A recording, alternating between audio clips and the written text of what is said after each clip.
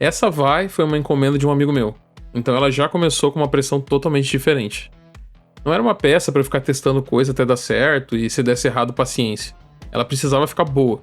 E depois da Tifa eu queria muito ver se eu tinha resolvido aquele problema de pele porosa, com textura de veludo que sugava tinta de qualquer lugar perto. E a boa notícia é que eu resolvi. A pele funcionou bem melhor dessa vez. Só que obviamente a peça encontrou outro jeito de me dar trabalho. Entre tatuagem feita na mão, dourado nas manoplas, base enferrujada e aquele visual meio pintado de Arcane, essa vai acabou virando uma peça bem mais interessante do que eu esperava. Então hoje eu vou pintar a vai, de Arcane e League of Legends, o modelo do Bukkamancer. O vídeo já começa praticamente no Zenithal Highlight. A preparação básica eu já tinha feito, então aqui era pré-sombreamento das partes que tinham pele, pernas, torso, braços e cabeça. Também fiz no cabelo porque eu queria chegar naquele magenta bem avermelhado da vai. E o magenta e o vermelho são cores que não cobrem bem o preto, então provavelmente ia morrer demais se eu só fizesse do jeito que tava. O branco por baixo já me dava uma base bem melhor para a cor funcionar. Depois fui para a parte de tons base no aerógrafo.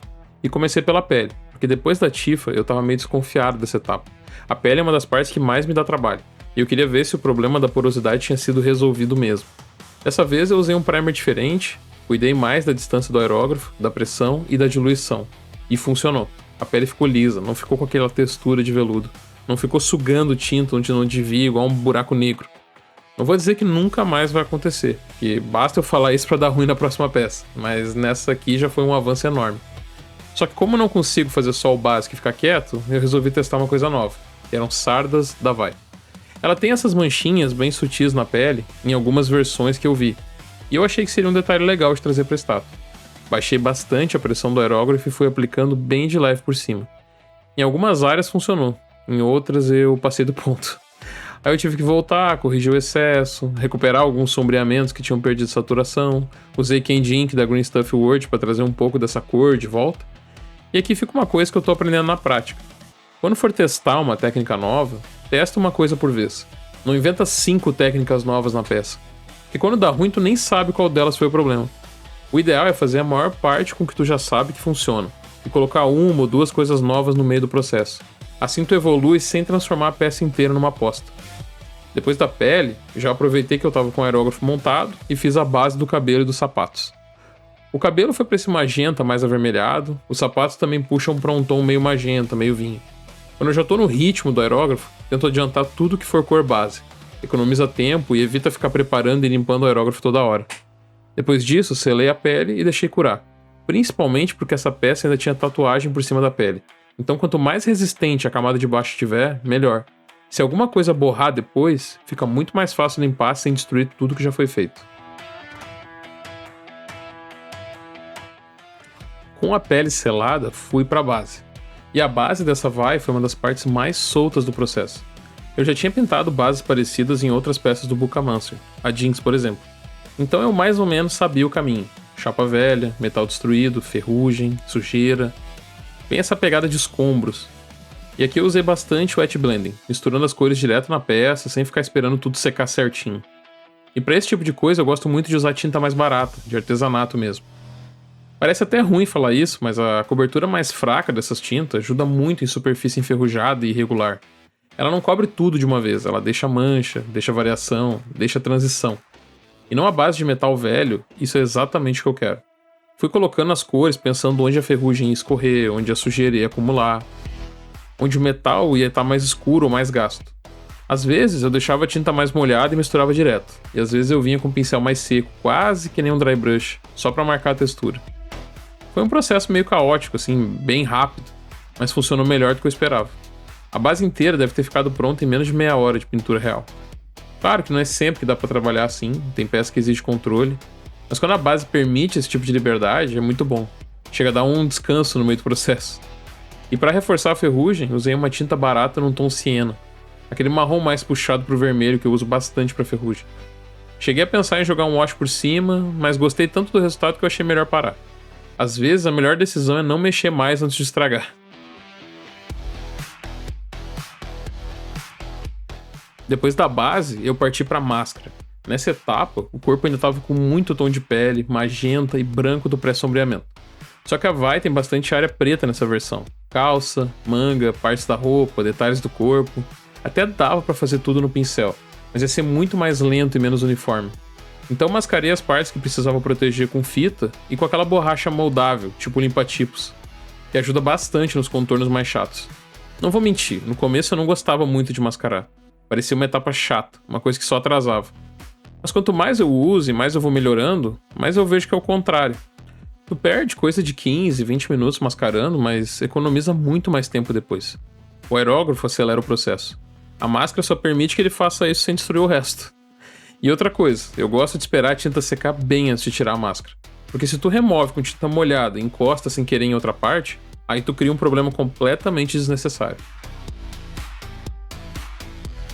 A parte das manoplas foi uma das mais demoradas do processo inteiro. Primeiro eu pintei tudo de preto acetinado. Depois entrei com dry brush usando 2 tons metálicos dourados da Vallejo. Um dourado base e um dourado mais claro para luz. Eu até podia ter feito tudo no pincel, linha por linha, detalhe por detalhe.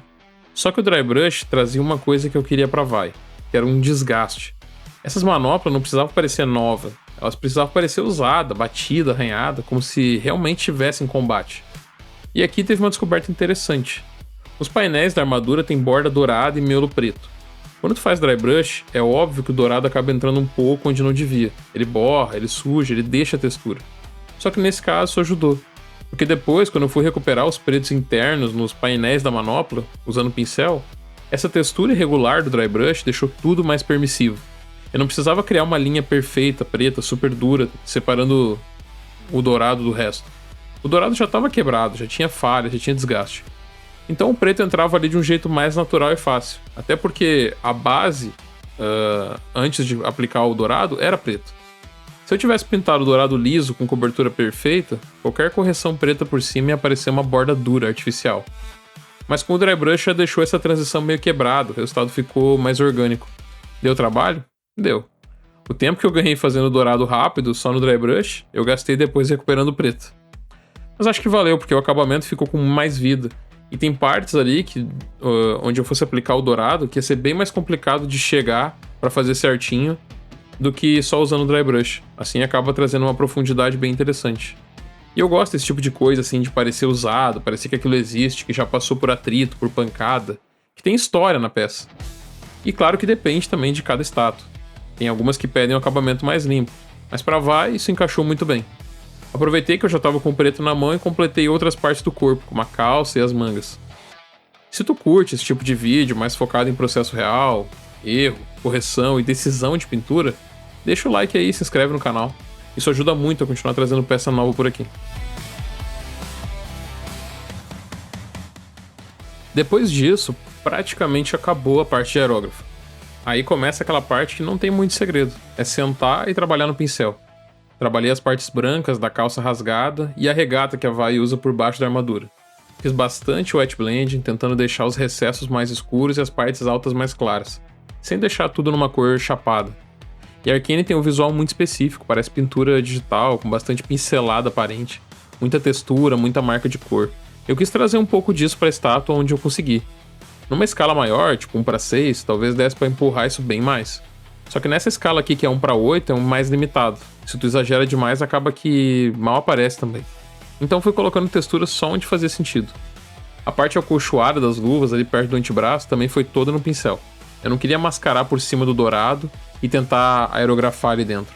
É um recesso meio fechado e o aerógrafo às vezes acumula tinta nas bordas antes de chegar no fundo. Então fui de wet blending direto, num tom magenta avermelhado, tentando fazer parecer uma parte mais acolchoada, mais de couro mesmo. Também fiz uma segunda máscara em algumas partes da perna, para separar o cinto, algumas partes do braço, para passar um cinza escuro com o dry brush. E aqui tem uma vantagem. Pro dry brush é muito mais tranquilo de mascarar do que pro aerógrafo. Como ele não entra tão fácil nos recessos, a máscara não precisa ser perfeita. Ainda assim, vale proteger, principalmente porque tinha pele. E pele pronta é uma daquelas coisas que eu prefiro não arriscar. Depois veio uma das partes que eu tava mais curioso para fazer, a tatuagem. A Vai tem uma tatuagem nas costas, que pega junto a nuca, o pescoço e os braços. E eu quis tentar uma técnica diferente antes de ir pro método manual. Testei um wash de óleo, tentando aproveitar a capilaridade da tinta. A ideia era a tinta correr pela superfície e marcar os recessos da tatuagem de um jeito mais rápido do que a acrílica. Na teoria fazia sentido. Na prática, nessa peça não ficou como eu queria. Então limpei tudo com Mineral Spirits, que é o diluente certo para tinta óleo. Ele não tem aquele cheiro forte de thinner ou terebentina e não reage com a camada acrílica por baixo. Então dá para limpar com segurança. No fim, removi quase tudo. Talvez até dê pra ver algum resquício ou outro no começo da marcação da tatuagem, mas eu decidi não seguir por esse caminho. E isso também é parte do processo, porque não é que a técnica seja ruim, só não serviu pra essa peça, desse jeito, nesse momento. Eu ainda quero explorar o wash de óleo melhor, em outros vídeos, porque é um recurso muito interessante. O pigmento costuma ser forte, a tinta rende bastante, e dá pra criar efeitos que a acrílica não faz tão fácil. Além de toda essa parte de segurança, por justamente o Mineral Spirits não interagir com a tinta acrílica. Então é muito seguro. Principalmente, é claro, com a peça selada com verniz. Mas aqui, sem alternativa melhor, eu fui no manual mesmo. Coloquei um óculos com lente de aumento, abri as referências e fui demarcando a tatuagem na mão. Demorou bastante, mas gostei muito do resultado final. Pro rosto, eu já tinha boas referências e o estilo da Vai ajuda um pouco. Porque a Arcane tem traços muito marcados, olhos grandes, formas fortes, cortes, arranhões, esse visual mais estilizado. Só que eu fiz uma escolha pessoal, eu diminui um pouco a quantidade de marca e corte no rosto dela. E eu sei que ela tem esse visual mais machucado na referência, só que eu não gosto de carregar demais uma estátua com sangue ou sujeira quando não precisa. Não queria que parecesse que a Vai tinha brigado com um cortador de grama. Então eu fui colocando as marcas com mais controle. Trabalhei tudo com uma tinta bem diluída, principalmente na pele. Tinta de pele geralmente é mais espessa, assim, porque ela costuma ter o branco, o amarelo ou pigmentos mais opacos na mistura. Se acumula demais, cria uma casquinha, um relevo estranho. E eu tento evitar isso ao máximo. Fui devagar e diluindo do jeito certo até chegar num resultado que me agradou. E os olhos eu deixei pro final, porque pra mim o olho da peça é quase uma sobremesa. É uma das partes que eu mais gosto de pintar, então eu gosto de guardar pro fim do rosto.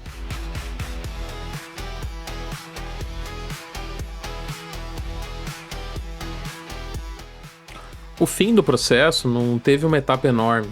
Foi aquele monte de detalhe pequeno que se acumula no final de qualquer projeto. Botão dourado, distintivo na calça, correção de alguma partezinha que descascou ou borrou, verniz no olho, detalhe metálico na bota, e assim vai. O cabelo também não estava me agradando muito, ele tinha ficado magenta demais, muito rosa. Então eu voltei com o aerógrafo para puxar mais pro vermelho até chegar nesse tom meio vinho, magenta avermelhado, com as raízes mais escuras. Também pintei aquele azul Hextech nas manoplas, que é um detalhe pequeno, mas ajuda muito a trazer a identidade visual de Arcane. E também aproveitei para ir colando tudo que já podia ser unido ali e finalizando as peças menores. E aqui vai uma dica rápida de montagem.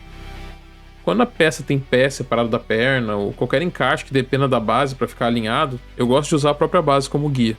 Em vez de colar o pé na perna segurando tudo na mão, eu primeiro encaixo o pé na base, coloco a cola no encaixe da peça que for fêmea ali, que tiver a cavidade, e só depois eu junto a perna. Assim a base já segura o pé no ângulo certo enquanto a cola seca. Porque se tu cola fora da base, qualquer folguinha mínima pode deixar o pé levemente torto. Aí depois, quando tu tenta encaixar a peça pronta, a base começa a forçar tudo. O alinhamento não fecha direito e corre o risco de estragar a montagem final.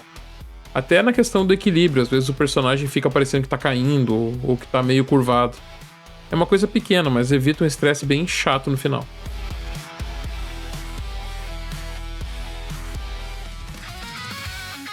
Pai me deixou com uma sensação bem diferente da Tifa, por exemplo. Na Tifa, a pele quase me travou. Aqui a pele finalmente funcionou. A base saiu rápida, solta, sem eu ficar brigando com ela. E até o que não deu certo, como o wash de óleo na tatuagem, não virou um problema de verdade para resolver depois. Foi só uma tentativa que não serviu para essa peça. E acho que essa é uma diferença importante. Tem erro que trava a peça, e tem teste que só te mostra que aquele caminho não era o melhor. A regra de testar uma coisa nova por vez continua valendo. Não precisa inventar moda demais na mesma peça. Vai com calma, testa uma coisa, entende o que aconteceu e leva isso pra próxima. E nessa aqui, mesmo com a tatuagem feita na mão, metal dando trabalho e várias correções pequenas, eu fiquei bem feliz com o resultado. Se tu acompanhou até aqui, te agradeço de verdade. E se tu conhece Arcane ou League of Legends, comenta aí o que tu achou da Vai. E se quiser ver mais personagens desse universo aqui no canal, também deixa nos comentários aqui pra mim. Valeu por acompanhar e até o próximo vídeo. Falou!